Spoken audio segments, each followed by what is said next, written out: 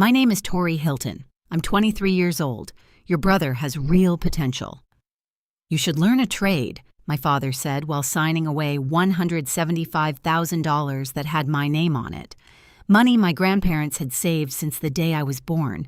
I didn't cry. I didn't scream. I didn't throw a single plate across that kitchen.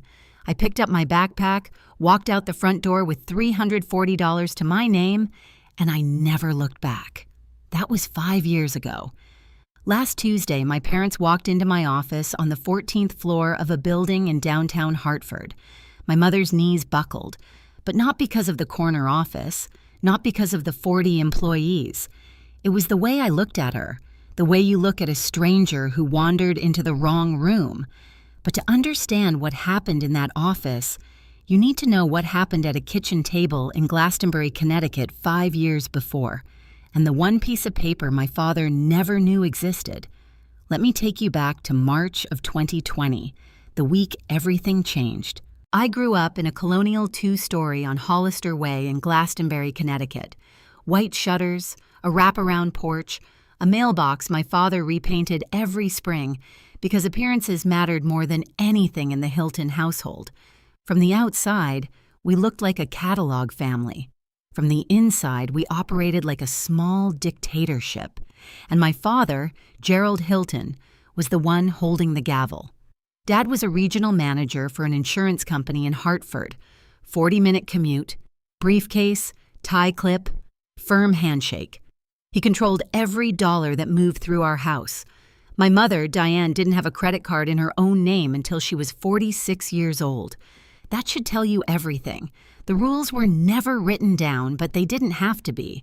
My brother Marcus, 3 years older, 6 inches taller, and the undisputed center of my father's universe, got the new laptop every fall, got driven to travel baseball tournaments in 3 states, got his own room when I was moved into the half-finished attic bedroom at 12 because Marcus needed space to focus. I got the dishes, the laundry, the quiet expectation to help Mom keep the house running while the men chased bigger things. I was good at drawing, really good. My art teacher, Mrs. Calloway, once told me I had the kind of spatial awareness that architecture firms recruit for. I brought home a portfolio and a letter from her recommending a summer program at RISD. Dad glanced at it for maybe 4 seconds. Drawing pictures isn't a career, Tori, it's a hobby. He set it on the counter and never mentioned it again. But the college fund, that was supposed to be different. My grandparents on my mom's side had started 2 UTMA accounts the year each of us was born. One for Marcus, one for me. $175,000 each, built up over 18 years of contributions and compound interest. My father announced it at Thanksgiving when I was 15, stood right at the head of the table, wine glass in hand, like he was giving a quarterly earnings report. Both of my kids have a full ride waiting for them, he said. $175 each. That's their future, and nobody touches it. The whole table clapped. Aunt Helen, Uncle Ray, the cousins, everyone. I remember looking at the wall in the living room afterward. Every single frame was Marcus, his little league trophy, his honor society certificate, his homecoming photo. I had exactly one picture on that wall tucked in the corner by the thermostat, a family Christmas photo from 2011 where half my face was blocked by my dad's shoulder. I remember thinking even then, the money is the only thing that's actually equal. I was wrong. If there was one person in my life who made me feel like I wasn't invisible, it was my grandmother, Eleanor. She'd been a seamstress for 40 years, ran a small alteration shop out of her garage in Wethersfield until her hands got too stiff to hold the needle straight. She had this way of looking at you while you talked, like you were the only broadcast on television. No one else in my family did that. Not for me, anyway. Grandma Eleanor was the one who taught me to sketch, not art school sketch, the practical kind. She'd lay a pattern on her cutting table and I'd trace it freehand while she pinned. Your hands in your head, Tori, she used to say. Nobody can repossess those. She died the spring I turned 16. Ovarian cancer, fast and merciless. My father didn't go to the funeral, said he had a conflict, which in Gerald Hilton language meant he didn't think his wife's mother warranted a personal day. My mother stood at the casket alone. I stood next to her. Marcus didn't come either. He was at a fraternity mixer. A week before she passed, Grandma Eleanor pulled me close in her hospital room. Her voice was barely there, but her grip was iron. She said, "I put something aside for you. Not much, but it's yours. No one else's. A man named Richard Keene will find you when you're ready." I thought she was talking about jewelry, or maybe a quilt she'd been working on. I was 16. I didn't know what a trust was. After the funeral, I found a small wooden box she'd left for me. Inside was her sewing kit, a measuring tape worn soft at the edges, and a folded piece of paper with a name and phone number. Richard Keene, Esquire. I tucked that paper into my wallet behind my school ID, and I didn't think about it again. Not for 2 years. Marcus came home from college the fall of my senior year, like a man who'd just discovered religion, except his gospel was money, and his prophet was himself. He'd been at UConn for 3 years by then. His GPA was somewhere in the neighborhood of a 2.3, which I only knew because I'd overheard him arguing with the registrar's office over the phone one night. But to hear him tell it at the dinner table, he was networking, building a personal brand, and laying the groundwork for something big. My father ate it up like communion. One Saturday morning in early March, Marcus showed up at the house wearing a blazer I'd never seen before. Banana Republic. Price tags still dangling from the inside seam like he wanted someone to notice. He had a printout in a plastic binder, maybe 8 pages, double-spaced. He called it his business plan. I was in the kitchen washing the breakfast dishes when he sat down across from Dad at the table and started his pitch. He needed an MBA, he said. Top-tier program, then seed capital for a startup after that. Something in digital consulting, whatever that meant. He'd done the numbers, he said. Total investment needed, roughly $175,000. I turned off the faucet. "Dad," Marcus said, leaning back in his chair with his ankle on his knee. "Let's be real. You've got 2 education funds sitting there. I need one. And Tori, what's she going to do with it? She draws pictures." He said it the way you describe a child's hobby. Not cruel exactly, just dismissive. Like I wasn't even in the room. Like I wasn't 12 away with dishwater running down my forearms. And my father, the man who'd stood at Thanksgiving and told the whole family each kid had $175,000 waiting, looked at Marcus's plastic binder business plan, nodded slowly, and said, "You might be onto something." He didn't look at me, not once. They waited a whole week to tell me, though I suspect that had more to do with paperwork than courtesy. It was a Sunday morning. The kitchen smelled like coffee and toast, and the light came through the window over the sink in that flat, honest way that makes everything look a little too real. My father was sitting at the head of the table. Marcus was next to him, legs crossed, sipping from one of those oversized ceramic mugs Dad had bought from Restoration Hardware. $28 for a coffee cup, but God forbid I ask for a $10 set of colored pencils. "Sit down, Tori," my father said. I sat. He didn't ease into it. Gerald Hilton never eased into anything. I've made a decision about the education accounts. Your brother needs the capital for his MBA. It's a real opportunity, and I'm not going to let it slip. I'm consolidating both funds under his name. Both funds, all $175,000. Your brother has real potential, he continued, straightening a napkin like he was closing a business deal. You should learn a trade. There's good money in it. Nothing wrong with that. I looked at my mother. Diane Hilton was standing by the sink, both hands on the edge of the counter, her back half turned. She was staring at the floor, not at me, not at Dad, at the tile, like she was trying to memorize the grout pattern. Mom, nothing, not a word, not a glance. Just the sound of the refrigerator humming and my brother slurping coffee like this was any other Sunday. Your mother agrees, my father said, and something between my mother and me died right there on that kitchen tile. No funeral, no flowers, just silence and the smell of burnt toast. I looked at my father. I looked at Marcus, and I said one word, "Okay." Then I pushed back my chair, stood up, and walked upstairs. That one word cost me $175,000. but what I did over the next 48 hours would be worth a great deal more. I didn't leave that night. I know that's what people expect. The dramatic exit, the slam door, the car peeling out of the driveway while the soundtrack swells. That's not what happened. What happened was math. I had 2 final exams left, 2 days. If I walked out before graduation, I'd lose the only credential I had, a high school diploma. And without that, I wouldn't even qualify for community college admissions. So I sat in my attic bedroom and did the most practical thing I'd ever done. I opened my laptop, searched for room rentals in New Haven, and made a list. Monday, a P English exam, aced it. Tuesday, a P art history. The easiest 3 hours of my life.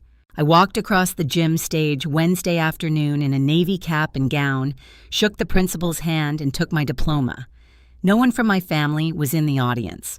Gerald and Diane were at Marcus's college across the state, some end-of-year event, a reception for graduating seniors. Marcus didn't even graduate that semester, but my parents didn't know that yet. I walked out the gymnasium doors into the June sun, and I didn't go home. I'd already packed the night before.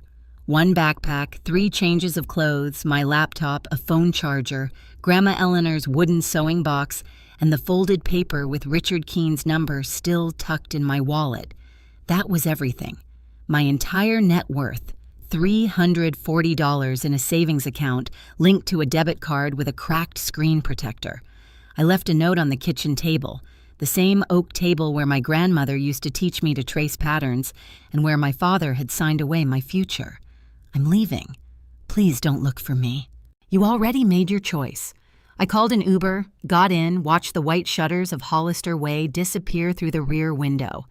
$340, a high school diploma, a dead grandmother's sewing box, and a phone number I'd never dialed. It wasn't much, but it was mine. New Haven in the summer is loud, humid, and completely indifferent to your problems, which if you're 18 and running on adrenaline and spite, is exactly what you need. I found a room in a 3-bedroom apartment on Wally Avenue, $700 a month, shared bathroom, 2 roommates I'd never met. One was a nursing student named Bridget who worked overnights. The other was a guy named Darnell who played bass in a cover band and was never awake before noon. Nobody asked me why I was there. Nobody asked about my family. I liked that. I got a barista job at a coffee shop on Chapel Street within the first week. Minimum wage plus tips. I enrolled at Gateway Community College for the fall graphic design program. The tuition was manageable, barely if I picked up extra shifts. It was 2 weeks before my father called not to check on me, not to ask where I was sleeping, to scold me. His voicemail, because I didn't pick up, went like this. "You're being dramatic, Tori. This is exactly the kind of behavior I'm talking about. Come home and we'll look into a cosmetology program, something realistic." He left 3 more messages that month, each one shorter than the last, each one angrier. My mother called once late at night. She was whispering, which meant Dad was in the next room. "Tori, sweetheart, I'm worried about you. Your father, he just wants what's best. Please come home. We can figure this out." "Figure what out, Mom?" He gave away my money. A pause then. "Your father knows best, honey. Just come home." I hung up. And I understood with a clarity that felt like cold water that my mother was never going to choose me. Not because she didn't love me, but because she'd spent 25 years letting Gerald Hilton make every decision in her life, and she didn't know how to stop. That was the night I deleted home from my contacts. Meanwhile, Marcus texted the family group chat, the one I hadn't left yet. A single message with a laughing emoji. Guess the artist couldn't handle the real world. I screenshot it, muted the chat, and went back to studying. On his Instagram that same week, a rooftop bar in Manhattan, a bottle of something expensive. The caption, "MBA Life, paid for every cent of it, with my $175,000. I closed the app and opened my textbook. 3 months in, I was running on 4 hours of sleep, black coffee, and a stubbornness I'd inherited from a woman who hemmed wedding dresses in a garage until her knuckles swelled shut. I was sitting on my bed one night, the bottom bunk because Bridget had claimed the top before I moved in, going through my bag for a pen when my hand brushed the wooden box. Grandma Eleanor's sewing kit. I opened it the way you open something sacred. Slow, careful, already knowing it's going to hurt. The measuring tape, the needles in their little felt case, and underneath the folded paper. Richard Keene, Esquire. A phone number with a Wethersfield area code. I'd been carrying it for 2 years. I'd never called. It had always felt like something for later, for some vague future emergency I couldn't picture. But sitting on that bunk bed with $214 left in my account and a tuition bill due in 6 weeks, I realized this was the emergency. I called the next morning. Richard Keene answered on the second ring. His voice was calm and unhurried, the kind of voice you develop after 40 years of reading legal documents to grieving families. He said he'd been trying to reach me. He'd mailed 2 letters to the house in Glastonbury over the past 2 years. "I never got them," I said. A long pause on his end. "I see." We both understood what that meant. Gerald had intercepted them. Richard asked me to come to his office in Wethersfield. I took 2 buses to get there. It was a small practice, just him and a paralegal, in a brick building with law books on every surface, and a brass lamp on his desk that looked older than I was. He sat me down and explained what my grandmother had done. Eleanor had set up a revocable trust 4 years before she died, $12,000 funded from her personal savings. The sole beneficiary was me, Victoria Eleanor Hilton, and the trust was structured to transfer when I turned 18 and made contact with the trustee. Richard was that trustee. "She told me you'd call eventually," he said. "She just wasn't sure when." He slid a check across the desk. $12,000, and beside it, a copy of the trust document with my grandmother's signature at the bottom. Thin, shaky, but deliberate. Every letter intentional. I held that piece of paper, and for the first time since I'd left Glastonbury, I cried. Not because of the money, because someone had planned for me. Someone had sat down with a lawyer and said, "This is for Tori, and nobody else gets to touch it." But Richard wasn't done. "There's something else you should know," he said. He opened a folder. "Your UTMA account, the $175,000. I took the liberty of requesting the transaction records. As beneficiary, you're entitled to them." He turned the folder toward me. Inside was a printout, an email from Gerald J. Hilton to the bank dated March 14th, instructing a full withdrawal and transfer of the custodial funds to a new account in Marcus Hilton's name. The email was 4 sentences long. No mention of my education.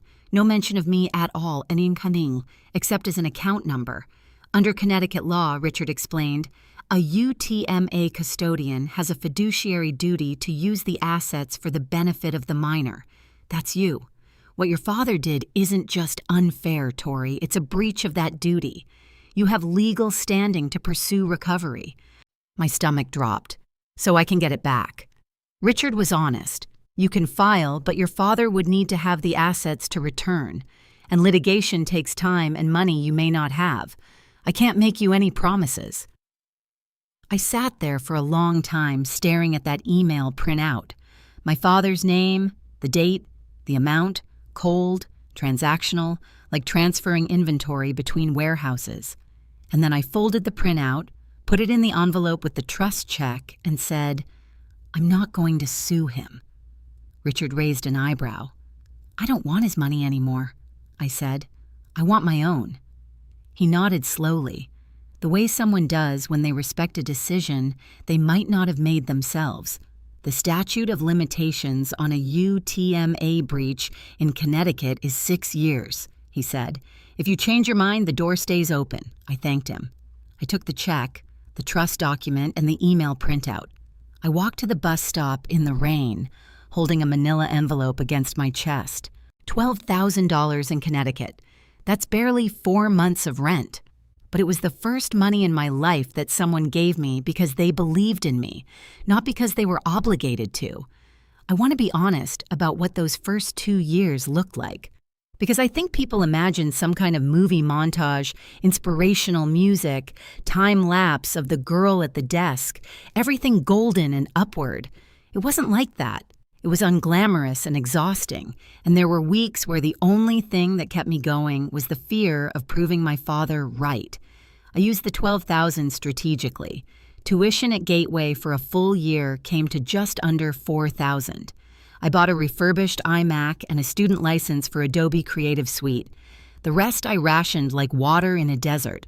Rent Gap's bus fare, the electric bill when Darnell forgot his share for the third month running. I graduated Gateway with a 3.94 GPA, top of the graphic design cohort. That earned me a transfer scholarship to the University of Hartford. Not a full ride, but enough to cover 70% of tuition. I cobbled together the rest with a part-time campus job and freelance logo work I found on Upwork. $10 an hour, sometimes less. It was during my first semester at UHart that I walked into a studio internship interview and met Maggie Owens. Maggie was the creative director of a small interior design firm in Hartford.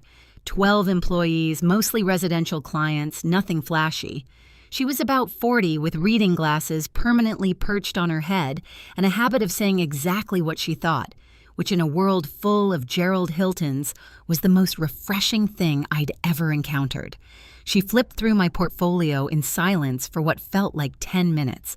Then she looked up and said, "Who trained you?" "My grandmother and YouTube." She almost smiled. "Your spatial work is raw, but it's exceptional. I don't say that often." She offered me the internship. 20 hours a week, $12 an hour, starting Monday. I said yes before she finished the sentence. And somewhere on the other side of the state, my brother Marcus, funded by my $175,000, was living a very different version of potential. I wasn't checking his social media anymore, not deliberately. But Bridget followed some mutual acquaintance and things filtered through. Marcus had dropped his MBA program after 1 year, just quit, took the remaining funds, and pivoted to a startup. Some vague digital consulting thing that, as far as I could tell, consisted mostly of a WeWork hot desk and a LinkedIn profile full of buzzwords. He leased a BMW 3 Series, rented a shared apartment in Murray Hill, posted photos from rooftop bars with captions like, "Building the empire one connection at a time." My father, meanwhile, told anyone who'd listen, "My son is an entrepreneur in New York." Not once, according to Aunt Helen, who was my only remaining thread to that family, did anyone ask about me. Maggie said something to me at the end of that first month at the studio. We were cleaning up after a client presentation, rolling blueprints, stacking fabric samples, and she stopped, looked at me the way my grandmother used to, and said, "I don't know what you're running from, Tori, but whatever it is, keep running. You're going somewhere." She didn't know the half of it, but she saw enough. I need to pause here for a second. If you're watching this and you've ever been the one your family counted out, the one they looked past, the one whose dreams got filed under unrealistic, I want you to know something. I see you. And if this story is hitting close to home, take a second to subscribe. Not for me, for the version of yourself that needs to hear what happened next, because what happened in year 3 changed everything. Now let me continue. By the start of year 3, I had something I'd never had before, a life that was entirely mine. I was 21. I'd transferred to UHart full-time, carrying a double load of coursework and working 20 hours a week at Maggie's studio. My apartment was a 400-foot studio in the Frog Hollow neighborhood. Nothing glamorous, but it had a window that faced east, and I'd pushed my drafting table against it, so the morning light hit my work just right. The walls were covered in mood boards, fabric swatches, color studies. It looked like someone lived there who was building something because someone was. That's when my father decided he needed me back. Not because he missed me, not because he'd reconsidered, because the Petersons, Jim and Carol, our next-door neighbors for 15 years, had started asking questions. "Where's Tori these days, Gerald? Haven't seen her at church in ages. Is she doing okay?" My father couldn't tolerate questions. He didn't have polished answers to a daughter who'd vanished, was a crack in the facade, and Gerald Hilton did not do cracks. The call came through my mother, of course. Dean's voice was thin, rehearsed. "Your father would like you to come home for Thanksgiving. The Petersons are joining us this year and some of your father's colleagues. It would mean a lot." Translation: "Your absence is becoming inconvenient. I appreciate the invitation, Mom, but I have plans." A shuffle on the line. Then my father's voice, sharp and sudden. He'd been listening the entire time, probably standing right beside her with his arms crossed. "You're embarrassing this family, Tori. People are asking where you are. What am I supposed to tell them?" And there it was. Not "are you safe?" Not "how are you doing?" But what do I tell people? Tell them the truth. "Dad, don't be smart with me. I'm not coming home to be a prop in a family photo. You made a decision 2 years ago. I made mine." He hung up. The line went dead, and I stood there in my little studio apartment, my hand still against my ear, my heart hammering against my ribs. Not because I was scared, because for the first time I'd said no to Gerald Hilton, and the sky hadn't fallen. But my father wasn't done. Within a week, the damage control began. Gerald sent an email, a group message to every aunt, uncle, and cousin on the Hilton side and the half of my mother's family that still deferred to him. The subject line was simply, "Family Update." I know the exact wording because my Aunt Helen forwarded it to me without comment, which was her quiet way of saying, "You should see this." It read, "Dear family, Diane and I want to address Tori's situation. As some of you may have noticed, Tori has chosen to distance herself from the family. We've made every effort to support her and keep the door open, but she has refused. She's going through a difficult period and has, frankly, some personal issues we'd rather not discuss in detail. We ask for your understanding and your prayers during this time." Personal issues, that's what he called it. It's what he... Not I took her college fund. Not I told her to learn a trade while I bankrolled her brother's lifestyle. Personal issues. The kind of vague, loaded language that lets people fill in whatever blank makes the storyteller look best. Drugs, mental illness, a boyfriend, a breakdown. Take your pick. The call started within days. Cousin Rebecca texted, "Praying for you, girl." Uncle Ray left a voicemail about getting right with God, and Aunt Helen, the only one with the sense to dig, called me directly. "Honey, are you okay? Your dad says you're struggling." "Aunt Helen, I love you, but please ask Dad what happened to my college fund and then decide who's struggling." She went quiet. I could hear her breathing. The way people breathe when they're recalculating everything they thought they knew.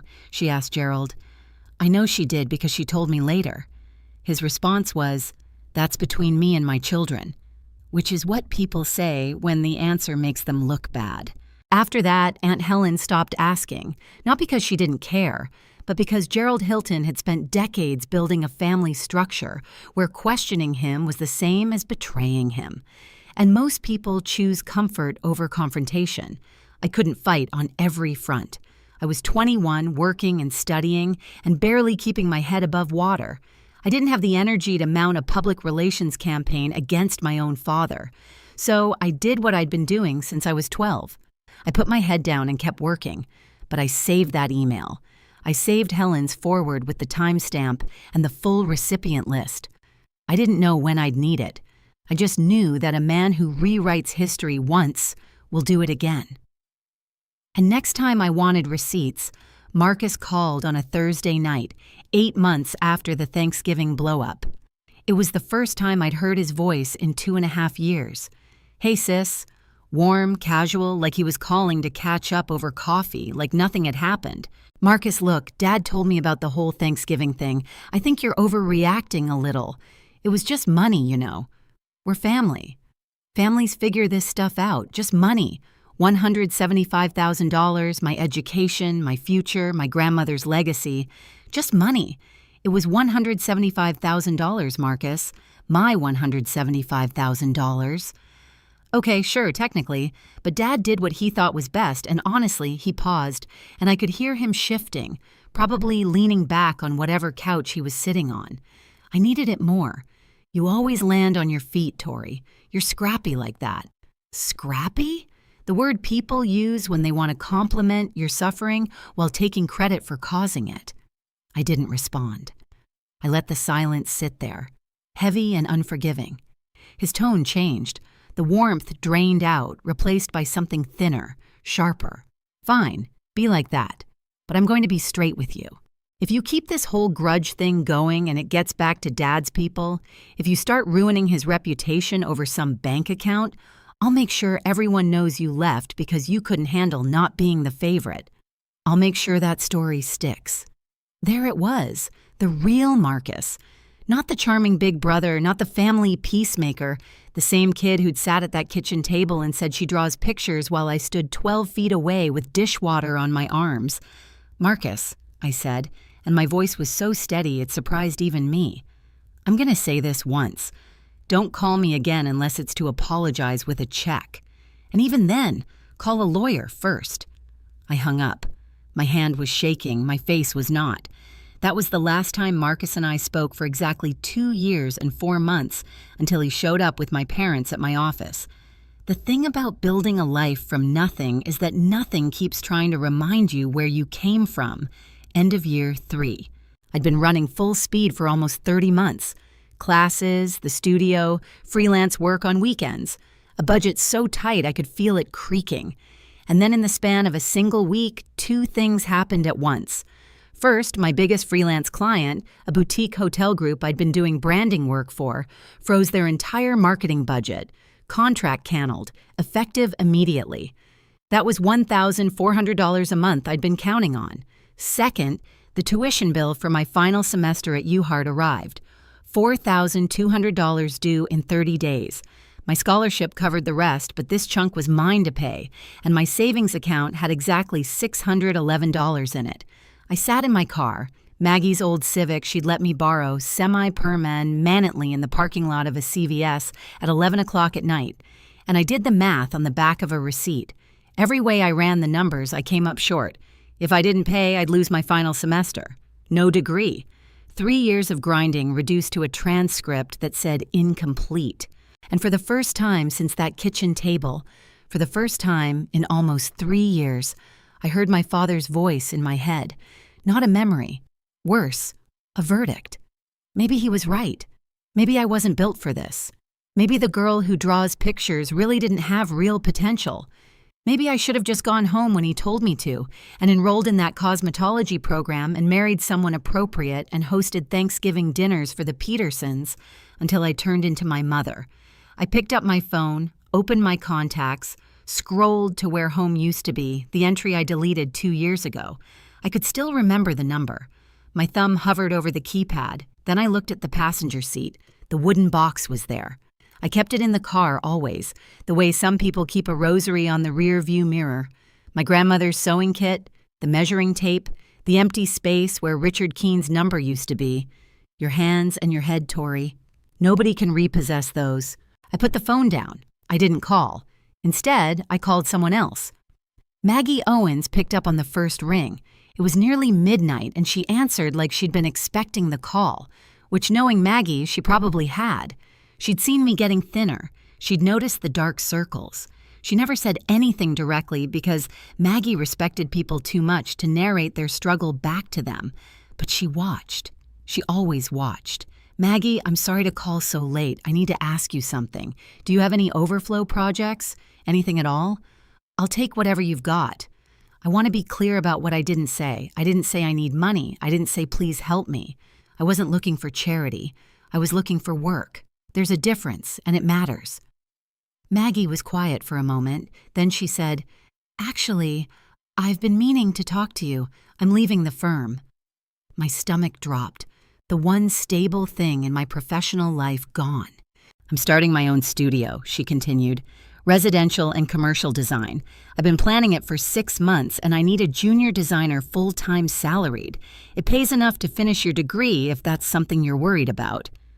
I pressed my forehead against the steering wheel and closed my eyes. Not because I was breaking down, because for the first time in 3 years, the math worked. Maggie, why me? Because I saw your portfolio update last month. The Morrison project? That hotel lobby concept? She paused. Tori, that's not junior level work. That's principal level. You just don't know it yet. She didn't rescue me. She hired me. She made a business decision based on what she'd seen me produce for 2 years. I didn't get a handout. I got an offer because I'd earned it. I started the following Monday. Design work during the day. Classes 3 evenings a week and Saturday mornings. 6 hours of sleep if I was lucky. It was the hardest year of my life. It was also the year everything turned. Aunt Helen called me on a Sunday in late October, year 4. She had a way of delivering bad news, like a weather report, factual, measured, with just enough warmth to let you know she cared. "Marcus moved back home," she said. "I was at my drafting table sketching elevations for a restaurant project." I set my pencil down. "His startup didn't make it," Helen continued. "Whatever it was, I never did understand what he actually did. It's done. The BMW got repossessed last month. He's back in his old bedroom in Glastonbury. I didn't feel triumph. I want to be honest about that. What I felt was a strange, hollow ache. The kind you get when something you predicted finally happens and you realize you'd been hoping you were wrong. And Dad?" Helen sighed. "Your father refinanced the house, pulled from his retirement savings, put another 30, maybe 40,000 into Marcus to get him back on his feet. Your mother started working cashier at the Stop and Shop on Hebron Avenue. First job she's had since before you were born. My mother, Diane Hilton, scanning groceries at 51 years old because her husband had poured every dollar the family had into a son who couldn't hold a job, couldn't finish a degree, and couldn't tell the truth about either." "Does Dad talk about me?" I asked. I don't know why I asked. I think some part of you never stops being the kid at the kitchen table looking at their father and hoping. "No, honey," Helen said gently. "He tells people Marcus is regrouping, that the market will turn. He doesn't mention you at all." I picked up my pencil and went back to work. While my father was watching his investment get towed out of the driveway, I was signing my first lease, not for an apartment, for an office. I graduated from the University of Hartford on a Saturday afternoon in May.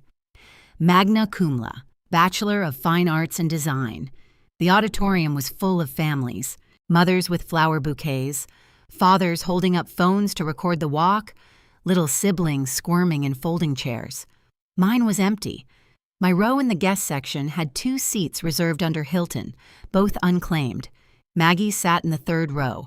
She wore a navy blazer and her reading glasses on her head. And when they called my name, Victoria Eleanor Hilton, magna cum laude, she stood up and clapped like she was trying to fill the silence that my family had left behind. It was enough. 6 months later, Maggie and I made it official. We'd been building toward it all year. Her client list was growing faster than she could manage alone, and the work I was producing had started attracting its own referrals. She sat me down in the studio one evening after the last employee left and said, "I want your name on the door." Owens and Hilton Design Studio. She'd already had the partnership agreement drafted. 51% Maggie, 49% me. Fair given that she brought the capital and the industry reputation. I brought my portfolio, my client relationships, and $8,000 I'd saved over the past 18 months. We signed in front of a notary on a Tuesday.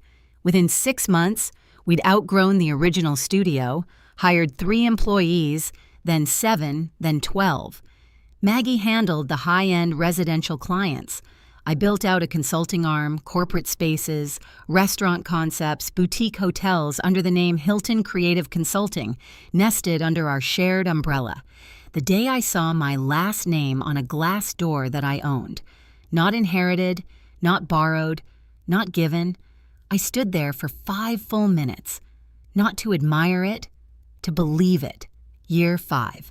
I was 23 and my life looked nothing like anything anyone in that house on Hollister Way had predicted for me. Owens and Hilton had moved into the Goodwin Building, a pre-war office tower in downtown Hartford, renovated top to bottom. The kind of address that makes people take you seriously before you've opened your mouth. We took the entire 14th floor, 40 employees, glass-walled offices, a design lab, a client presentation suite with a walnut table that seated 12. Our revenue had tripled in 18 months. We landed contracts with boutique hotel chains across New England, 2 restaurant groups, and a corporate campus redesigned for an insurance firm in Stamford. My corner office had a view of the Connecticut River. On the oak desk, solid, heavy, the kind of furniture you buy once and keep forever, sat 2 things: a framed photograph of my grandmother, Eleanor, and the wooden sewing box, lid open, the measuring tape still coiled inside. No other family photos, not one. Then in early January, I received an email from the Hartford Business Journal. They were launching their annual 30 Under 30 awards, recognizing young business leaders across the state. I'd been nominated. The gala ceremony was scheduled for March at the Connecticut Convention Center. 300 attendees, media coverage, the kind of visibility that my father would have killed for Marcus to have. I read the email 3 times, then I called Maggie. "You deserve this," she said. "Don't you dare turn it down." I didn't. I accepted, sent back the RSVP, and started drafting my speech. I planned to thank Maggie, to thank my professors at UHart and Gateway, and to thank the woman who gave me my first $12,000 and my first lesson in believing.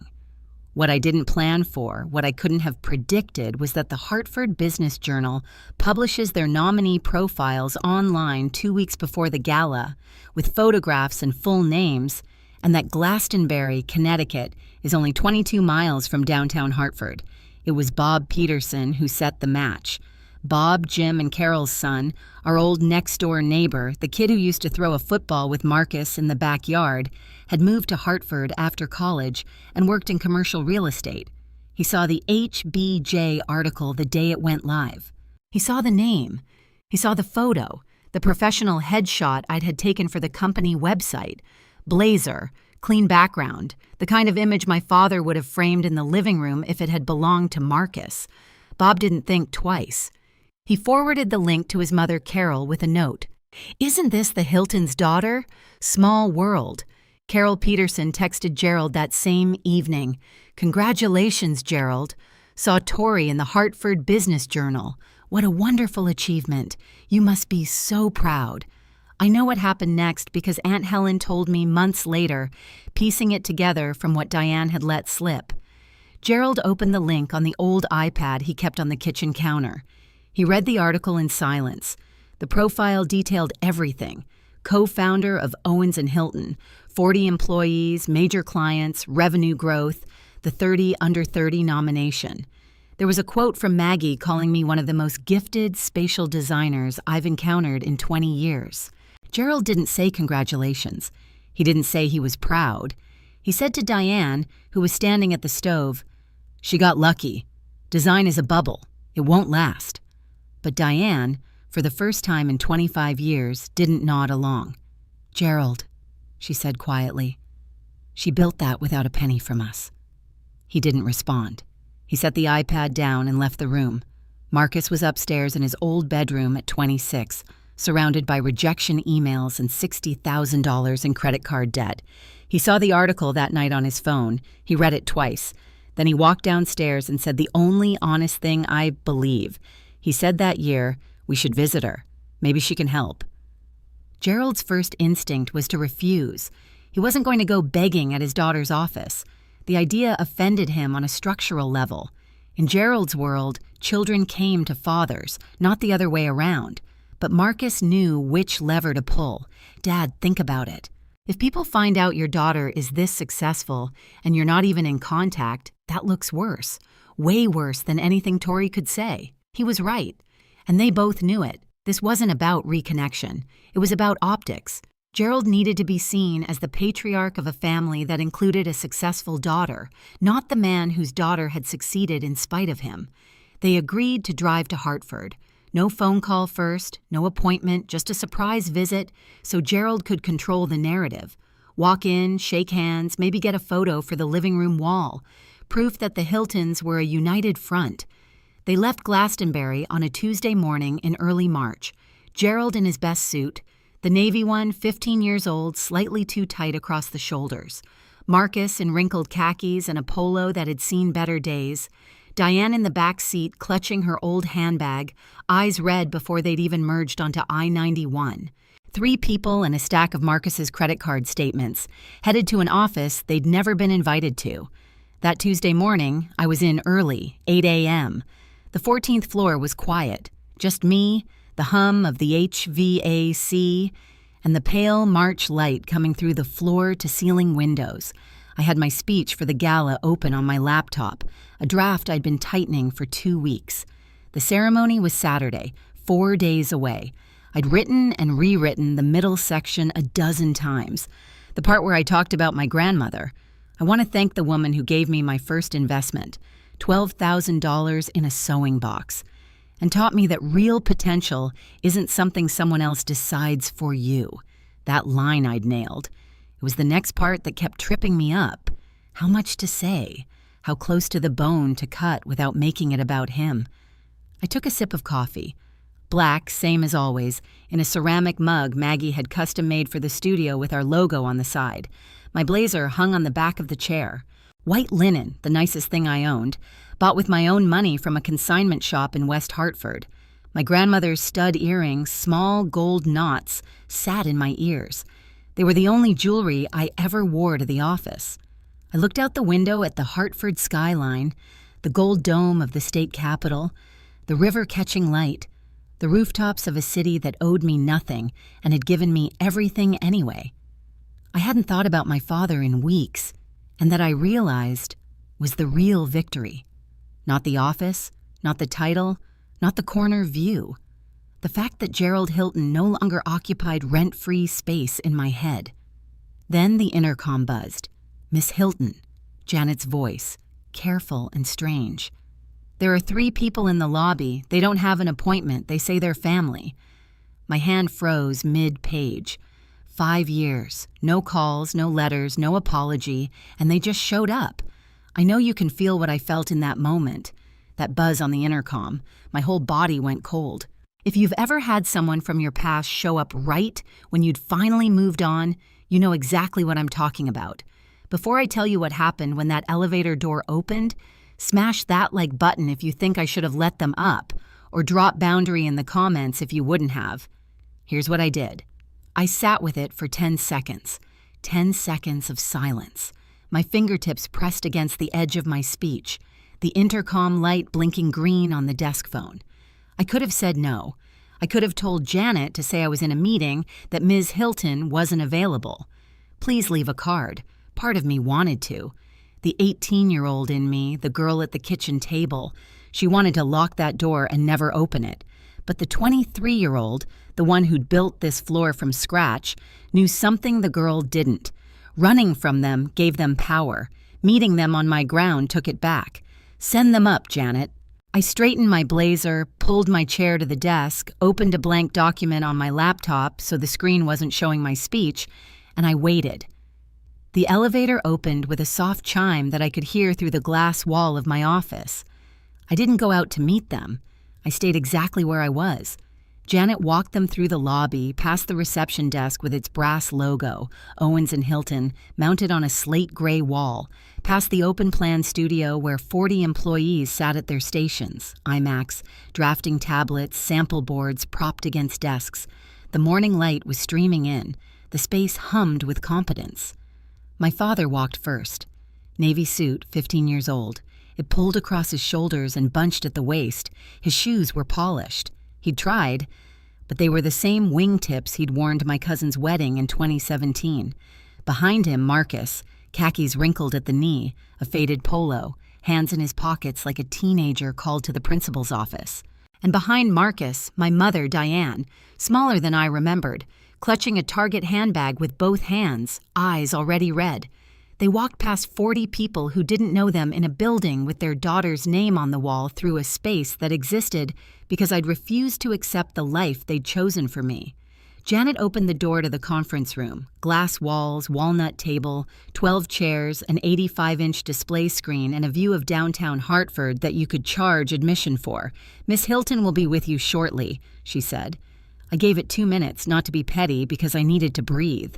Then I stood, picked up a legal pad and a pen the Mont Blanc Maggie had given me the day we signed the partnership, and walked into the conference room. My mother saw me first. She made a sound, not a word, not a cry. Something between the two, and her knees buckled. Actually buckled. She grabbed the edge of the conference table with one hand and Gerald's arm with the other. Gerald steadied her, but his face, I'll never forget his face. It was the look of a man who had walked into a building expecting to find a hobby and found an empire instead. Marcus just stared at the logo, at the table, at me. His mouth opened, then closed, then opened again. Nothing came out, and I looked at all three of them with the exact expression I'd give a walk-in client who hadn't made an appointment. Professional, courteous, absolutely empty of anything personal. "Please," I said, "sit down. Can I get you water or coffee?" They sat, Gerald at the head of the table, force of habit, then seemed to realize this wasn't his table and shifted awkwardly to the side. Diane took the chair closest to the door like she might need an escape route. Marcus sat between them, arms crossed, eyes still scanning the room like he was appraising real estate. Nobody took the coffee. Gerald spoke first. "Of course he did. You've done well for yourself, Tori." He said it with a nod, a slow nod, the kind he used to give Marcus's report cards like he was grading me. "I always said you were resourceful." Resourceful? Not talented, not brilliant, resourceful. The word you use for someone who survives despite the odds you stacked against them. I let the silence sit for 3 full seconds, long enough for it to become uncomfortable. Then, "Thank you. Now, how can I help you today?" Gerald blinked. He'd expected warmth, maybe tears, maybe the prodigal daughter, grateful to see her family after 5 years. What he got was a conference room and a question he'd have to answer honestly. "We're here because we're family," he said, leaning forward, adjusting his cuffs like he was running a meeting. "We've let too much time pass. Your mother and I, we want to reconnect, put things behind us." Diane nodded, eyes wet, dabbing at them with a tissue she'd pulled from her handbag. I set my pen on the legal pad. I didn't write anything. "I appreciate you coming." Then, Marcus cleared his throat. He uncrossed his arms, planted his elbows on the walnut table, this $12,000 walnut table, and tried on his old charm school voice. "Tori, I could actually use some advice. Business stuff. I've got a few things in the works, and I thought maybe you could take a look.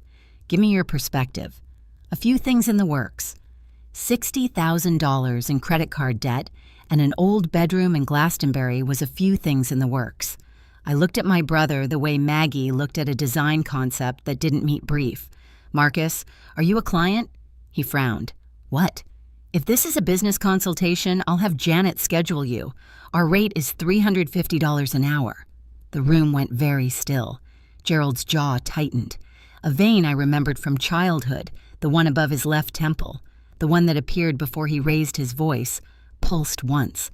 I placed a business card on the table between us. Tori Hilton, co-founder, Owens & Hilton Design Studio. Phone number, email, no family crest, no shared history, just the facts. Gerald looked at the card. He didn't pick it up. "I'm happy to help," I said, "but I need to understand the capacity. Are you here as family or as a business inquiry? Because as family, we haven't spoken in 5 years." I paused, and that wasn't my choice. The mask came off. Gerald pushed back from the table, both hands flat on the walnut surface, and every year of carefully maintained composure cracked right down the center. "Enough with the corporate act, Tori. We're your parents. We drove 2 hours to see you. You drove 2 hours," I said. "That's more effort than you made in 5 years. His face flushed. The vein was back throbbing now. "I made a decision for this family. I did what I thought was right. I looked at 2 kids, and I put the money where it had the best chance of paying off. And look at you. You got over it. You're fine. Got over it like it was a cold. Like $175,000 was a minor inconvenience. I should have walked off like a stub toe. You took $175,000 with my name on it," I said. My voice didn't waver. I'd practiced this sentence in my head for 5 years, not for this moment, but for myself. For the version of me who needed to hear it spoken out loud. "You transferred it to Marcus without my consent. That wasn't a family decision, Dad. That was a legal violation of your fiduciary duty as a UTMA custodian. I chose not to sue you. That doesn't mean I forgot." Gerald's face drained. Not red anymore. White. The color of a man who has just learned that the person he dismissed understands exactly what he did with the legal vocabulary to prove it. "How?" he started. I had a lawyer explain it to me. The same lawyer Grandma Eleanor appointed to manage the trust she set up in my name, the one whose letters you intercepted. Dead silence. Diane's head snapped toward Gerald. "What letters?" she whispered. Gerald didn't answer. Marcus, who had been shrinking into his chair by the inch, leaned forward with his elbows on his knees. The charm was gone. In its place was something I recognized. Desperation. Tori. Look, I'm in a tough spot, okay? I owe about 60 grand, credit cards mostly. If you could just lend me something, a bridge, just enough to know. The word landed like a stone in water. No echo, no negotiation. Come on. His voice cracked. We're blood. Blood didn't stop you from taking my future, Marcus. And it won't make me fund yours.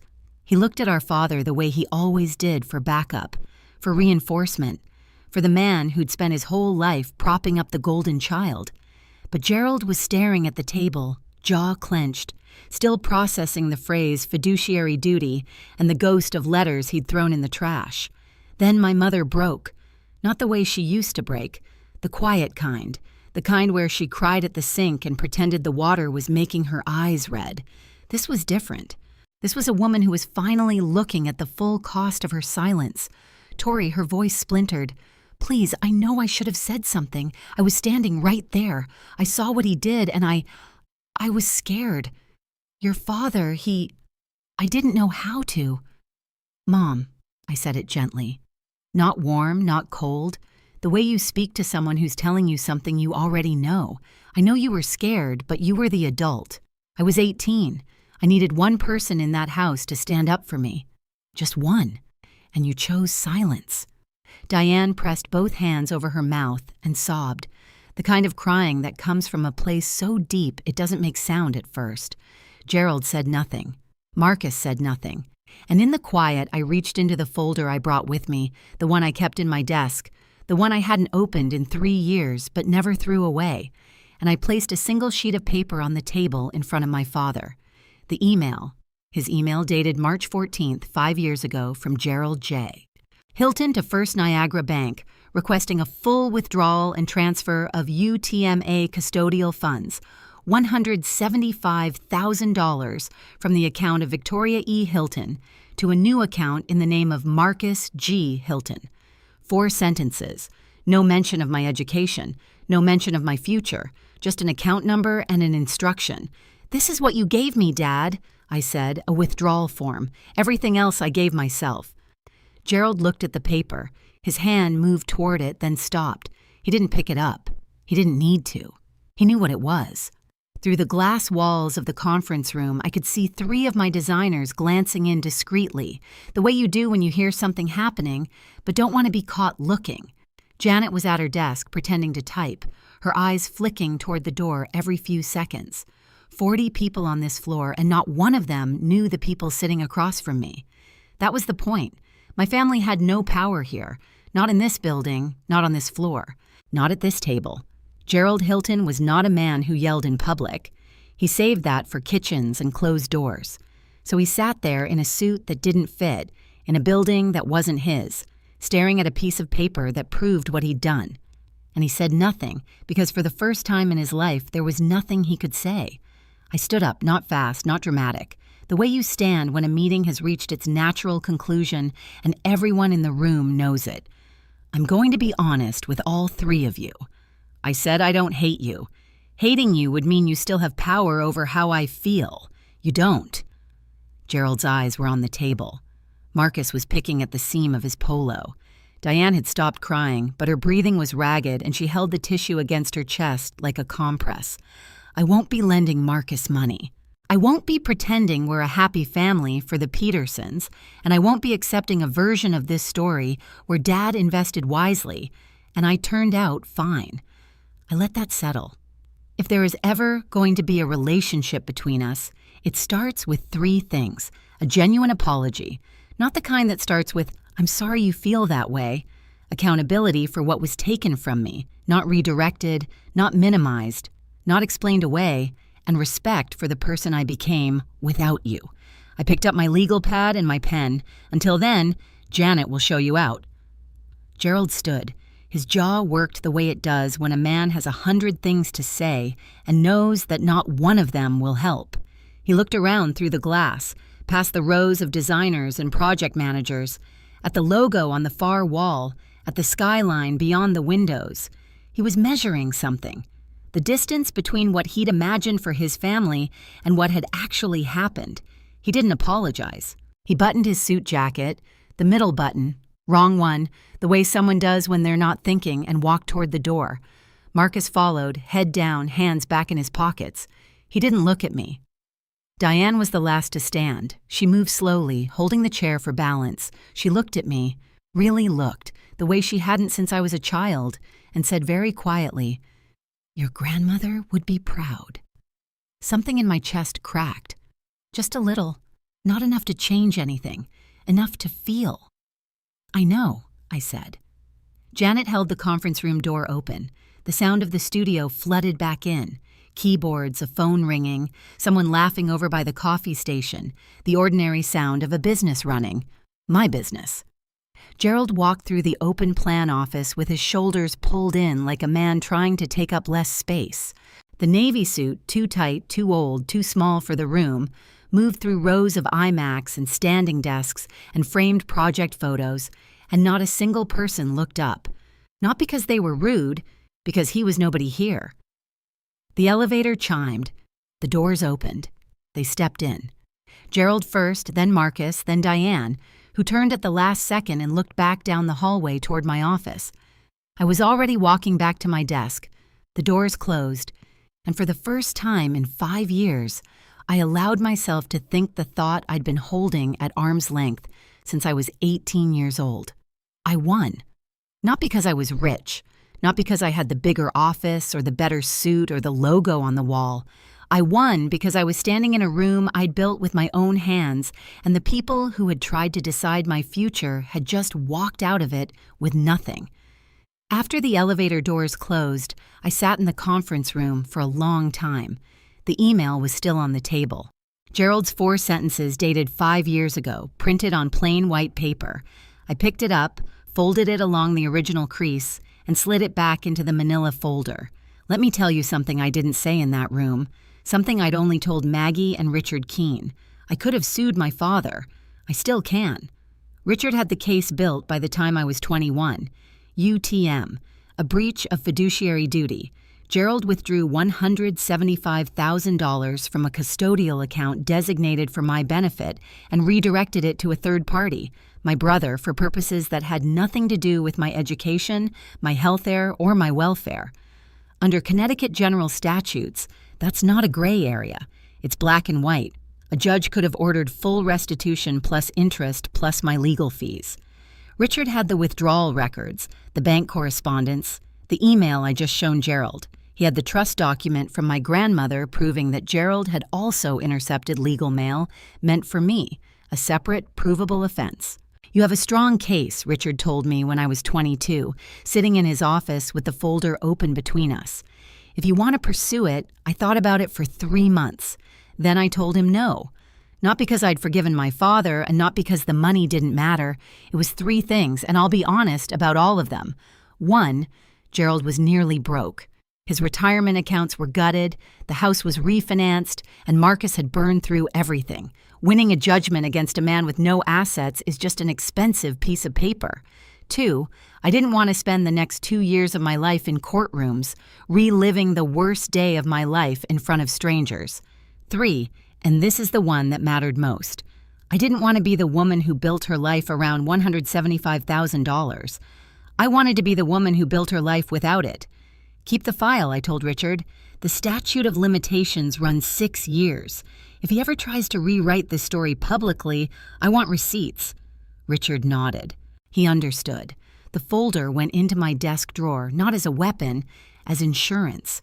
The $175,000 stopped being about money a long time ago.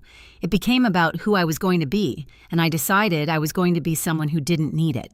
Saturday came faster than it had any right to. The Connecticut Convention Center was lit up like a cathedral, floor-to-ceiling windows, chandeliers the size of dining tables, 300 people in business formal, filling a ballroom that smelled like lies and ambition. The Hartford Business Journal had gone all out. Ice sculptures, a string quartet during cocktails, a media wall with the 30 Under 30 logo where nominees posed for photographers. I'd bought a new blazer for the occasion, midnight blue, tailored, the nicest thing I'd ever owned. My grandmother's gold stud earrings, a pair of heels I'd practiced walking in for a week because I wasn't about to stumble on the one night that mattered.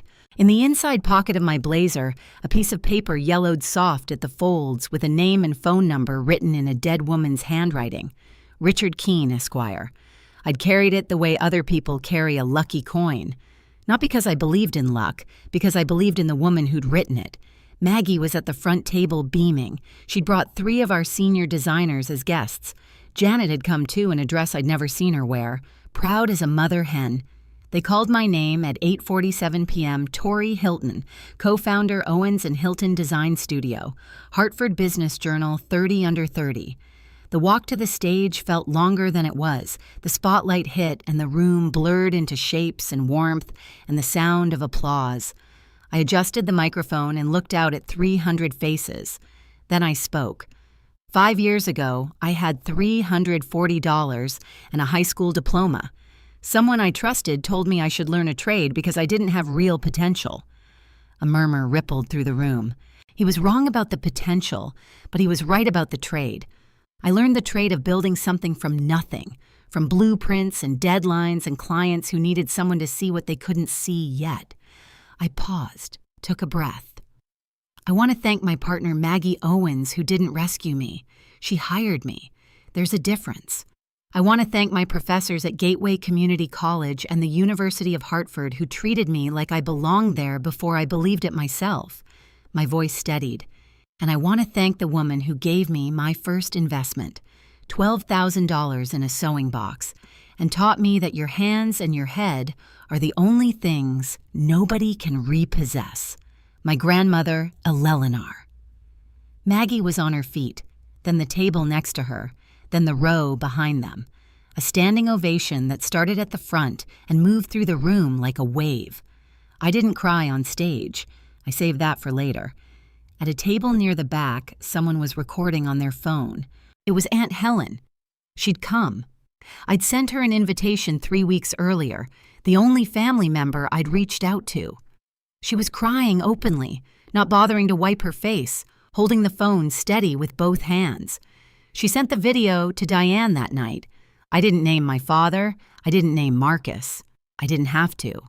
Anyone who knew the story understood every word, and the people who didn't, they just heard a young woman who'd earned her place. That was enough. The letter arrived the following Thursday. No return address, just my office address, handwritten on a plain white envelope. The way you write when you're not sure the person on the other end wants to hear from you. I recognized my mother's handwriting immediately. The looping T in Tori, the slight leftward slant she'd had since she was a girl, something her own mother had tried to correct and eventually given up on. I opened it at my desk after everyone else had gone home. Dear Tori, I watched the video Aunt Helen sent. I watched it 4 times. I'm writing this at the kitchen table, the same table, and I don't think I can sit here anymore without hearing what you said on that stage. I failed you. I need to say that clearly because I've spent 5 years avoiding it. Your father made the decision, but I stood there and let it happen. I was scared. I've been scared for 26 years.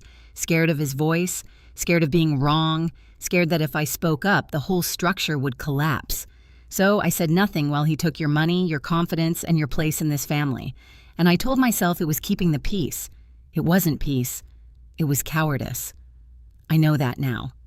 I don't expect forgiveness. I don't think I've earned it. But I need you to know. I see what I did. I see who you've become, and I'm done standing by the sink with my mouth shut. I've contacted a divorce attorney. I'm looking for an apartment. For the first time in 30 years, I'm choosing myself. You taught me that the night you walked out that door. I just wish it hadn't taken me 5 years to follow. Your grandmother would be proud of you. I know, because I am, Mom. I set the letter down on the oak desk next to the framed photo of Grandma Eleanor, and I cried. Not the kind of crying I'd done at Richard Keene's office. That had been grief for lost time, for money, for a father who'd never seen me clearly. This was different.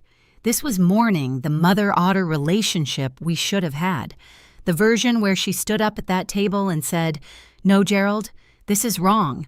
The version where I didn't have to leave to learn my own worth. Gerald sent nothing. No letter, no call, no text, nothing. His ego was the last wall standing, and he would die behind it before he'd let it come down. Marcus sent a single text the night after the gala. 5 words. "Congrats on the award, Tori. No apology, no accountability, no acknowledgement of the $175,000, the threats, the years of silence." Just 5 words that cost him nothing and meant about the same. I read my mother's letter 3 more times. Then I placed it on my desk next to the sewing box in the photo, the small, sacred collection of things that came from people who had, in their own way, believed in me. I didn't write back that night. I wasn't ready. But I didn't throw the letter away. That was new. Let me tell you where everyone ended up, because I think you deserve the full picture. Gerald Hilton took early retirement 6 months after our conference room meeting. Though retirement is generous, his company downsized his department, and at 55 with a gutted 401k and a refinanced house, he didn't have the leverage to negotiate. He lives alone in the Glastonbury house now. The paint is peeling on the shutters he used to repaint every spring. The Petersons still live next door. Carol told Aunt Helen that Gerald doesn't come outside much anymore. When people ask him about me, and they do more often now, he changes the subject. He has never apologized. Marcus works at a car dealership in Middletown, sales associate. He's 26 and lives in the house with Gerald, or he did until Gerald stopped speaking to him after the truth about the MBA came out. He never finished the degree. He never built the startup. He spent $175,000 of my future on a leased BMW, a Murray Hill apartment, and bottle service at clubs in Manhattan. The credit card debt is still at $60,000. He's on a payment plan. He has not apologized either, though Aunt Helen says he's quieter than he used to be, less sure of himself. Whether that's growth or just defeat, I can't say. My mother moved out in June. She rented a 1-bedroom apartment in Rocky Hill, small, clean, hers.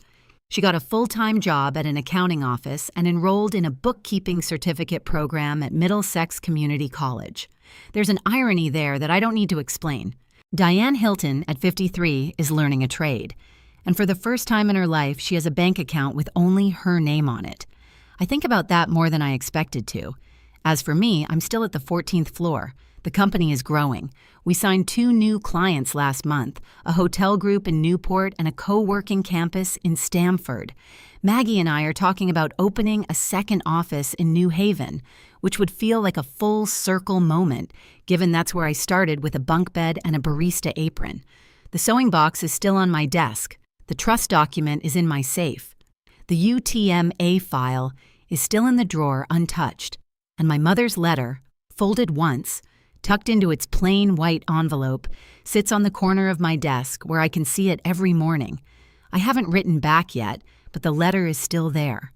And so am I. People ask me if I'm angry. I was for about 2 years. Anger was the engine that ran everything. It got me out of bed at 5 a.m. For the early shift at the coffee shop, it kept me at my desk until midnight, redoing a design that was already good enough but needed to be undeniable. Anger is an excellent fuel, efficient, hot, available in unlimited supply. When your family gives you a reason, but anger has a shelf life. If you let it run too long, it stops pushing you forward and starts eating you from the inside. Somewhere in year 3, maybe that night in the parking lot, maybe the morning Maggie offered me the job, the anger didn't disappear, but it changed shape. It turned into something quieter, steadier, less like a fire, and more like a foundation. I don't tell this story for sympathy. I've built a good life, and I built it with my eyes open. I tell it because somewhere right now, someone is sitting at a kitchen table being told they don't have potential. Someone's parent is signing away their future and calling it a smart investment. Someone's mother is staring at the floor choosing silence over her own child. And the person at that table, the one being dismissed, is starting to believe it. Don't. My father took $175,000 from me. But the real theft wasn't the money. It was the years I spent wondering if he was right. That voice. Maybe he was right. Maybe I'm not enough. Maybe the girl who draws pictures doesn't deserve a seat at the table. That was the thing I had to pay off. And the interest on self-doubt compounds faster than any bank account. I paid it off. Not with revenge, not with spite, with work, with proof, with the kind of silence that only comes from knowing your own worth. The best revenge isn't loud. It's the sound of a life well built, heard by the people who bet against you. I wrote the letter on a Tuesday night, not at the office, at home, my apartment in West Hartford. 1 bedroom, a small kitchen, a living room with a bookshelf I'd built myself from a kit, and a fiddle leaf fig that Maggie swore I'd kill within a month, but was somehow still alive 7 months later. Modest mine, every square foot of it earned. I sat at the kitchen table, a different table, a table I'd chosen, with a sheet of white stationery and a pen, and I wrote to my mother. I didn't draft it. I didn't revise it. I just wrote. Mom, I got your letter. I've read it more times than I'll probably admit to you. I'm not ready to talk yet. I don't know when I will be. I won't lie to you about that because I think we've both had enough of people saying what they don't mean in this family. But I want you to know this. The fact that you're starting over at 53, that you signed a lease, opened your own bank account, and enrolled in a program, that takes more courage than anything I've done. I built a company with $12,000 in spite. You're rebuilding a life after 30 years of silence. I don't know which one is harder. I think it might be yours. Grandma would be proud of you too, Tori. I folded the letter, slid it into an envelope, wrote the Rocky Hill address on the front, and stuck a stamp on the corner. I set it on the table by the front door, the spot where I leave my keys, my badge, the things I need to grab on my way out in the morning. I didn't write to my father. Maybe one day, but today isn't that day. And I've learned not to force open for people who slam them in my face. I didn't write to Marcus either. There's a difference between a door that's closed and a door that was never real. Marcus and I never had a relationship. We had an arrangement, and he was always the one holding the better cards. If he ever comes to me with an apology that doesn't start with a $, I'll listen. But I won't hold my breath. Forgiveness isn't a switch. It's a door. I'm not opening it yet. But for the first time in 5 years, I'm not boarding it shut either. So that's my story. A father who chose his son, a mother who chose silence, a brother who chose himself, and a daughter who chose to leave and then chose to build. I'm not going to stand here and tell you everything works out. It doesn't always. I got lucky in ways I can measure. A grandmother who planned ahead, a mentor who saw what my family refused to, a stubbornness I was probably born with. And I got unlucky in the way that counts most. I lost my family before I was old enough to understand what that would cost me. But if you're the one they counted out, the one they overlooked, underfunded, underestimated, dismissed, I'm not going to tell you it'll be easy. I'm not going to promise you a corner office or a crystal trophy or a conference room with a view. That's not the point. The point is this. The moment you stop waiting for them to see your worth and start building on it yourself, that's the moment everything shifts. Not the money, not the title, not the name on the wall, you're what changes. And once you do, nobody, not your father, not your brother, not the voice in your head that sounds like both of them, gets to take that from you. I'm 23 years old. I have a company, a partner I trust, a desk with a sewing box on it, and a letter I haven't mailed yet sitting by the door. Tomorrow morning, I'll pick up my keys, grab that envelope, and drop it in the mailbox on the corner of Farmington and South Main. Then I'll drive to work. If this story stayed with you, if you felt something, hit that like button and share it with someone who needs to hear it today. Subscribe if you haven't already, and tap the bell so you don't miss the next one. I leave new stories in the description below. Go check them out after this. And if you have your own story about being counted out and coming back stronger, I want to hear it. Drop it in the comments. You never know who's reading right now, sitting at their own kitchen table needing exactly what you have to say. Thank you for listening. I'll see you in the next one.